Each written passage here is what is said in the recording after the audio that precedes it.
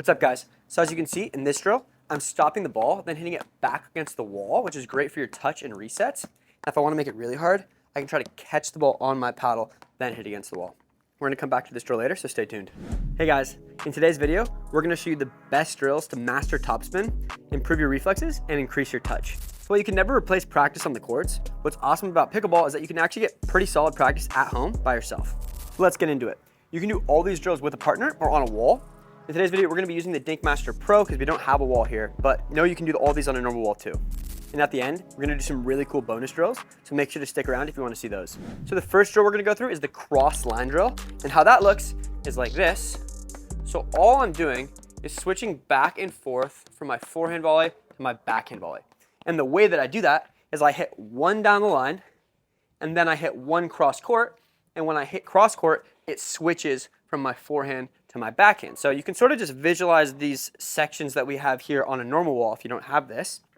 But pretty much I go zone 3, zone 2, zone 1, zone 2. So to show you again, when I do that, I go through what's called a pattern. This is an unbelievable drill to get control when you're volleying. So Kennedy, why don't you try some? So a lot of players, when they're doing a drill like this, they have a worse backhand than their forehand. So this is what I would call a hole. And it's okay if your forehand's worse than your backhand. But when you're doing a drill like this, you're really focusing on trying to be good on both sides. So maybe your backhand's worse, maybe your forehand's worse. What's important is that you, one, try to aim for the same sections every time that you go cross and you go line, and that you also try to keep the ball low. So I highly recommend having a reference for keeping the ball low. We have the orange line in here. You can just put a piece of tape on a normal wall. But keeping your volleys low in these sorts of situations when you're moving back and forth is critical to doing well in hands battles. If this drill's too hard for you, we have one later that's very similar, that's a little easier for getting started, so stick around if you want to see that. And the next drill I highly recommend to all my students to do at home is for generating topspin. So if we flip this around to the other side, what you can do to learn how to generate topspin, there's actually 3 levels to it. So the first level is you drop the ball to yourself and you try to generate topspin on a dink. So what that looks like is this. And what's cool is when I'm hitting on the wall like this, I can actually see if the ball goes upward. And if it goes upward, that means I got a good amount of topspin. If you angle it a little higher, you can actually get an even better reaction. So one more level 1. I'm seeing if I can make the ball go upward off the wall.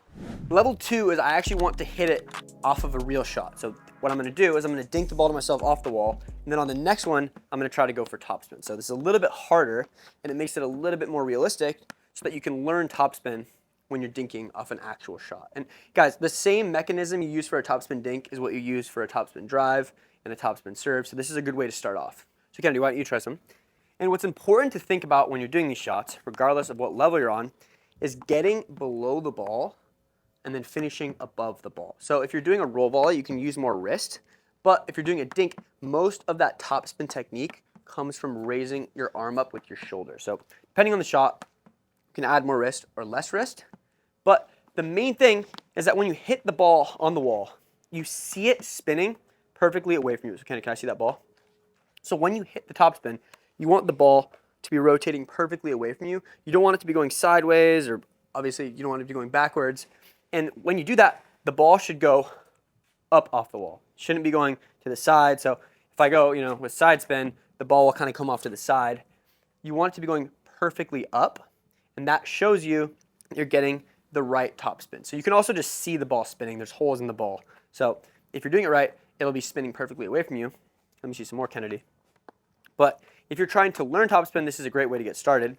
If you already know how to hit topspin and you just want to practice getting even more, what you can do is just rally with topspin. So you don't have to feed the ball to yourself.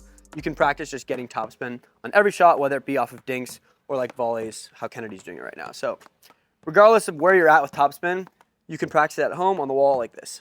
And if you like that drill, guys, make sure to give this video a thumbs up and make sure to subscribe to our channel. Also, if you want more videos like this, make sure to let us know in the comments. So the next drill we're going to do, though, is the hands drill, which I did at the beginning of the video. And what that looks like is this. So this is a great way to get better touch. So when I say touch, what I mean is the ability to slow the ball down, which a lot of time in pickleball you're doing to drop the ball into the kitchen. So this is applicable to your resets. It's applicable to your blocks. A lot, and even your drops, right? A lot of different shots you need to slow the ball down and have control. So what I do, and this is sort of an extreme form of slowing the ball down. So when I'm hitting the shot, sometimes I might actually even need to move my paddle backwards to make it stop in front of me. So when you're playing in an actual point, you probably won't need to move your paddle backwards, but this is a good way to train yourself to slow the ball down. A lot of players, they only know how to hit hard. We call them bangers. But to become a high-level pickleball player, you need to learn how to hit the ball slow too, and how to win with control. So this is a great way to build that skill. And if I want to make it harder, right, if you're a high-level player, all I need to do is hit the ball harder, because it becomes harder to slow down the ball when it's coming at me faster. So let's see some Kennedy. So as you can see here, it's a very skill-building drill. It's not something you'd actually do in a normal point, but it's really exaggerating a mechanism that you need in a variety of different parts in your game. So if you haven't developed the skill of being able to slow the ball down, this is the perfect way to get the coordination to be able to do it when you go to the actual court. And as I mentioned in the beginning, if you want to make it really hard, you can actually practice catching the ball on the paddle. It's really hard. I might not even be able to do it. But this is a good way to learn to use your paddle as more of a tool. So when you're playing in a game, you want to feel like your paddle is an extension of your arm. You don't want it to feel like it's some foreign object. You should be able to use your paddle in a variety of different ways, because that's how you can get creative in your games and be better improvising when people do things you're not expecting. So it's kind of a crazy drill. It might be too hard for a lot of you guys that are watching, but if you want to really challenge yourself, it's a cool way to do it. So the next drill is probably the most important on the list, and it's what I call the hands battle drill. So this is how you train yourself when you're in hands battles to have faster reaction time. It's the best drill you can do for faster reaction time. It might even be better than some of the drills you can do on the court. So we're going to use the red side for this, the Speedmaster, and all I'm doing here is I'm trying to go as fast as I can. The main thing I'm thinking about is keeping the ball low. So I want to keep the ball within 8 inches of the net. So this is 8 inches above the net. I want to probably be aiming at some point in here, because if I hit the ball too high in a hands battle, my opponent's going to hit the ball at my feet and win. So on one hand, I'm focusing on keeping the ball low. The next thing I'm thinking about is I want to progressively go faster and faster throughout the rally, and I actually want to miss. So I'll show you what it looks like. I'm going to start off going a little bit slower, then I'm going to go so fast to where I miss. So see, I missed there, and why I want to miss is because when I start going faster and faster, I'm getting more used to a ball coming at me faster. So I'm actually increasing my threshold for how quickly I can react, and I'm making my reflexes better. So it's a great drill to become more comfortable with going fast. Kennedy, why don't you do some? If you do this before your games, or you do this regularly, you'll definitely notice that you're way better at reacting to hard shots. So if you struggle with playing bangers, or you just have trouble when you're in hands battles, this is definitely the best drill to do to get better in those situations. So as you can see, Kennedy, you can go faster until you miss. So Kennedy was just sustaining a rally there. But what you can do to make it really hard is you keep going faster and faster until you miss like that. And I guarantee if you do this a lot, you're going to get really good at it. So you're going to be able to start going really fast.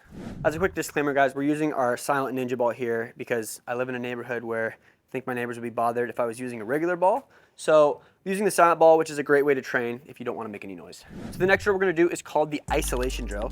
This is an amazing drill if you're trying to work on one specific part of your game. So as I mentioned earlier, most players have something that they aren't as good at as the rest of their game. For me, it's my forehand. A lot of players, maybe it's your backhand volley or your backhand dink. So what I like to tell my players to do is pick one spot on the wall and hit there over and over again. And when you're doing this, you should focus on having the right technique and hitting the center of your paddle every single time. So regardless of the shot, let's say I'm doing the backhand volley. I'm going to aim for zone 1, and I'm just going to go there over and over again until I miss. And I'm good at that shot, so I can continually do that. But if you're just learning that shot, maybe you miss every 1 or 2, which is totally fine. The whole point in how you're going to get better is by restarting and trying to get the right feeling on every shot. So if I wanted to do my backhand dink, Kennedy, why don't you try the backhand dink?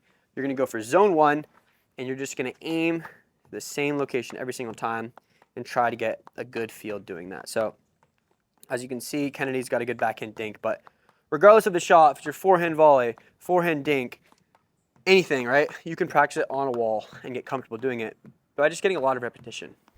Now guys, we're going to quickly go through 3 bonus drills that are a little bit more advanced, but they're amazing for training on your own. So let's get started. The first one is called dinking on the move. So here we're back on the Dink Master side. All Kennedy's going to be doing is actually trying to move herself around. So she's going cross court a lot with her dinks in order to make them more difficult, because she wants to work on dinking when she's stretched. So most players can dink when the ball is fed right to them. Where things get hard is when you're moving side to side, or you have to decide whether or not you should take the ball out of the air. So this drill is a great way to do it. So the next drill is called the reset drill. You can do this on any wall. All you have to do is spike the ball down at yourself and then try to reset the ball and make it land low. So low for this shot's probably like 6 inches to a foot over the net. So you want to have a reference for that on the wall if you're doing this. So what this looks like is this. You go right at my feet, and all a reset is, guys, is when you're in the middle of the court and you slow down a hard shot to drop it into the kitchen. So in case you didn't know that terminology, going low, so I want the ball to be just over the net so that it's dropping into the kitchen. This is pretty hard. I'm making it look easy, but it's okay if you don't look like this when you're doing it. Just a good way to learn how to control the ball and slow the ball down. So a common theme with these drills for today is that you're working on slowing down a hard ball, which comes from having a loose wrist and comes from not taking a super big swing. So if I'm trying to slow the ball down, I want to have very minimal swing because I don't need the big swing for power. So make sure to focus on that if you're doing this drill. So this next drill is called the freestyle drill, and you might need a little bit more space for this one if you're at home. But if you have the space, pretty much what Kennedy's going to be doing is progressing through a normal point. So she's going to start from farther away, hit it drive. The next one, she's going to hit it drop. Then she's going to move in and get into a dinking rally where she'll finish with a hands battle. And when she's done, she can back up and do the whole thing again. So this is a great way to simulate a normal point on a wall, and it's a good way to get warmed up because a lot of the time, if you're just isolating one shot, it doesn't necessarily translate to a real point because you're not using that shot in combination with other shots. So this is a good way to do a bunch of things together so you can work on your footwork and switching between different things. So the order of shots that I like to do in this drill is I start off with the drive, then I go for a drop in which I move in and start dinking, and then I go for a speed up, and I go through my hands battle.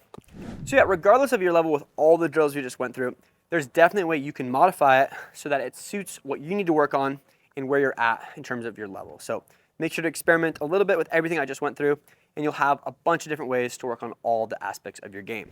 In as little as 2 minutes each, you can really see results from these. So if you go through the 5 main drills for 2 minutes and it's a 10-minute session, if you do that regularly, you're going to see results. Because the thing is, most players, they go play games and they never really get in any drilling. So just by doing a little bit and getting a little bit of repetition, you're going to make a huge impact on your game, especially if you're just getting started. And if you really want to take your at-home training experience to the next level, highly recommend checking out our brand new product, the Dink Master Pro. Got the Speedmaster side too. You can do tons of different drills with hands battles, dinking, all that good stuff. You can also use the Ninja Ball if you want to do things silently. So go check those out if you're interested. And if you want to go through a video about how to get more consistency with your drops, watch this.